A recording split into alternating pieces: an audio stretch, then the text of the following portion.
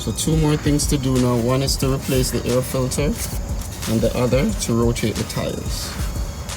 I do this every 5,000 miles. This is very easy to replace. You just remove two clips. 1, 2. That's it.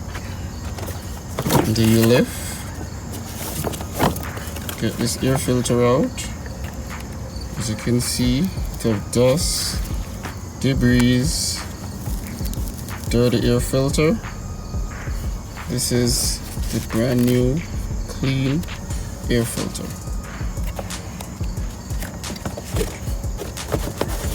Let's get it in, sit nice, comfortable.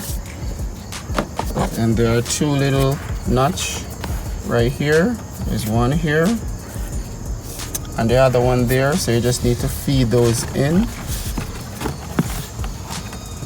So after you feed those in right there, then you can push down and put on your clips.